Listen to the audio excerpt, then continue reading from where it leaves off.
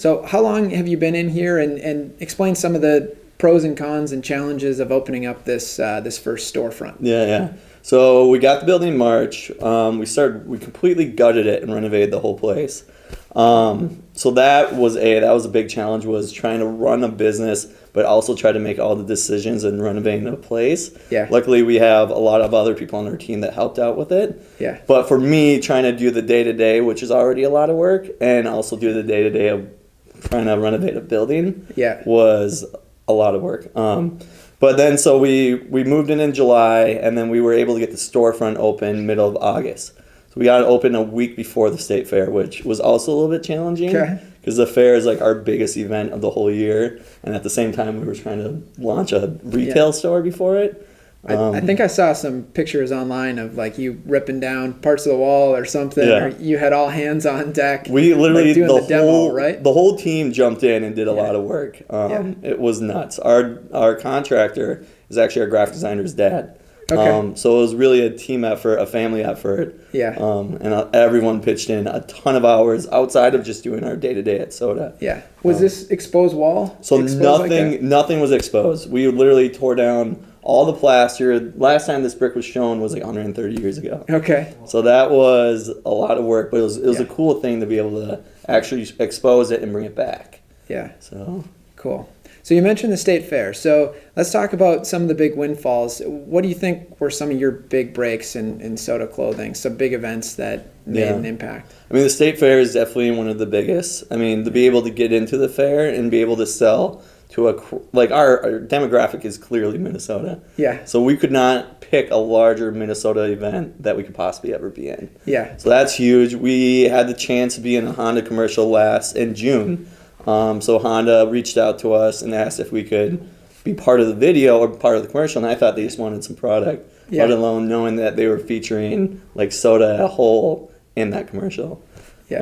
So that was big. During the Super Bowl, Jimmy Fallon happened to randomly get our hat. So what happened after that? I mean, that hat, what's funny about that hat is we already call it the popular hat, so it just became even more popular. Yeah. I mean, another big break is honestly coming up with the paddle design. That design was sitting on my computer for about 6 months before I released it, and that design has really kind of pushed us in the direction that we're going right now.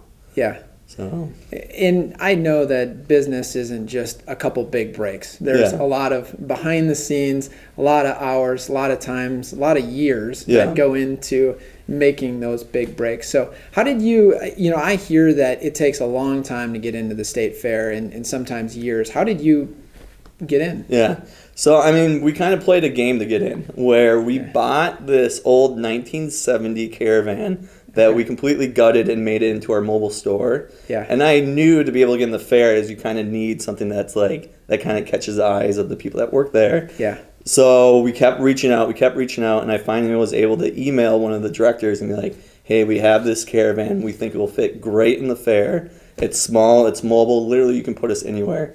And so a month before the fair opened 2 years ago, they created a spot for us and let us in. So, I mean, it was a mix between, at that point, Sota was starting to really grow, but then also the fact that we had this Caravan that kind of was like our mascot and to kind of fit well within the state fair. They were willing to give us a go, basically. Yeah, very cool. So I also know that sometimes those creative branding strategies are ancillary projects where you got so much business going on. How do you stay creative while also running the business, the day-to-day, the marketing, just everything else that happens? Yeah. For me, I was lucky to meet a group of friends about 3 or 4 years ago. So in the attic where we had Sota, we had this big table that my uncle and I ended up making, and we called it Peppercorn Work Sessions, where we invited all these other entrepreneurs that were working from home to come work from this table. Yeah. Well, we all ended up becoming a good group of friends, and now like once a month or once a quarter, we'll text each other and be like, Peppercorn Work Session. Yeah. And we just basically are there to kind of support each other, but also help each other grow each other's businesses. So being able to find that network of people that kind of are in the same boat, that kind of push each other, has been a huge, huge aspect of Sota. Huh. Interesting. Where, if we're talking about challenges and, overcoming adversity. What do you think are some of the bigger challenges and lessons that you've learned over the last couple of years starting this? Yeah, I mean, I think the big thing personally for me is more being a manager, like figuring out how I never thought I would have to manage anyone. Like, never went to school for this, went to school to be a designer, and now we have 15 people. So just trying to figure out how to do that and also try to stay creative at the same time. I mean, like now we offer health insurance. How do you get health insurance? Like, I remember when we moved into our second building, we were using someone else's dumpster and we didn't realize we had to get our own. We were like, go get a dumpster. We ended up getting yelled at by our neighbor being like, why are you using our dumpster? I was like, I thought everyone could use this one. But it's just all these little things that are day to day that you would never imagine that would pop up in your life. And you're like, now I have to figure this out. I mean, we have stuff every once in a while that we have to deal with, like with copyright or with issues of people ripping us off. So trying to like conquer that and work with lawyers on that. Again, something I never thought I would have to deal with. But it turns into something that actually happens to us quite a bit. Yeah, I can imagine being such a strong brand and such a popular brand. So question, where are we headed? 2019, 2020, where can we see this brand? What other segments might you evolve into, and any changes on the horizon? Yeah, I think the big thing we're working on are more custom pieces to ourselves. So we do a lot of t-shirts, hats, and stuff like that. This year we released our first flannel that was completely designed up by us, and that's kind of more of our signature touch, and then maybe a little bit less screaming out Minnesota. So we're hoping to create more items that will always be the inspiration will always come from Minnesota for them, but hopefully other people in different states can also relate to them. So we're trying, and we'll use Minnesota as a branding element with them, but hopefully it can just reach a larger audience than kind of what we're doing right now. So we'll work on more custom stuff and kind of produce more of our own really soda goods. Specific stuff. So we're kind of in a retail hub of the country, being Target headquarters here, Dayton's was founded here. Do you see yourself moving towards working with big stores and big box retailers like that, or will you always be kind of your own independent store and branch? So we did a test run with Target a year ago, and we sold that to downtown Target and went really well. But what we kind of realized is that our bread and butter is wholesale, so we sell to a lot of mom and pop shops within Minnesota, and a lot of them are afraid of like us ever selling out to Target just because Target's in all the towns that they are currently in. So I think as of right now, I think we're staying on the smaller size. We work with Shields, the sporting goods store, and like shops like that. We just started working with REI, but I think for now I don't think we're quite ready to go the Target route.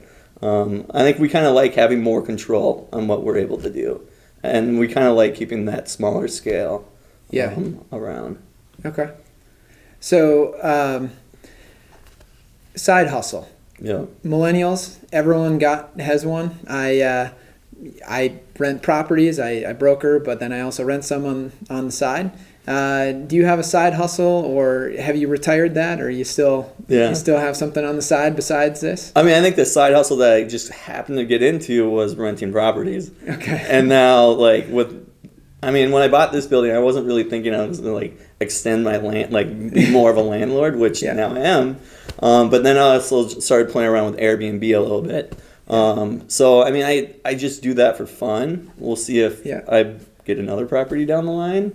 But it's something that, as me, for an investment, I'd rather do that than put my money in the stock market. I'd rather have that physical item, that would be worth something down the line.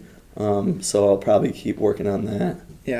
And how's the Airbnb been going? It's good. Airbnb, it's been good. We had one group that was a little bit hard on partying, but 90% of them have been great.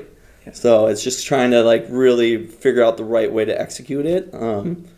But it's been great. I have one of my employees, Melissa, that helps out a lot with the cleaning part. Okay. So I've cleaned it a few times, which I am not the best at it. But it's been good. Wrap things up today. Spencer, what's one thing that you know to be true that no one else seems to believe you on? So I'm a big believer, and this is just for the entrepreneurship world, that not knowing much about what you're about to get into is a good thing. Okay. And I mean, like, from the point of when I started Sota, I mean, I knew about design, I knew how to create a shirt, I knew how to create a website and do branding, but I didn't know about all these other business elements I would have to hit along the way, Yeah. which to me was a good thing, because if I would have realized all this, I probably wouldn't have gotten this far, or probably not even started at all, just because knowing all that is very stressful. And I feel like that is really what keeps people away from starting a business, is stressing themselves out in the beginning before ever even getting to that point. Yeah, very interesting. So no regrets now where you're at, right? It's Yeah. just preventing some of those scary things from hitting you before you need to know them. Yeah. I mean, it's great now. I mean, there's just a lot of hoops that you have to jump through. Yeah. Which they'll come and you'll deal with them as they come, but not knowing about them is kind of a good thing. Yeah, that's some good wisdom. Well, Spencer, thanks for joining me today and inviting me into your shop. Yeah, thank you. Join us in a future episode, and I hope you enjoyed the behind the scenes at Sota Clothing. Swing on by the store. It's open Wednesday to Sunday? Wednesday to Sunday, yep. Okay. 11 a.m. to 8, Wednesday through Friday, and then Saturday and Sunday, 10 to 5, and then 12 to 5. Or sotaclothing.com Yep. as well? Yep, you can always, and then we sell about 70 shops within Minnesota, so wholesale-wise, you can find us in different spots. Cool. Well, thanks for having us today. See you guys soon.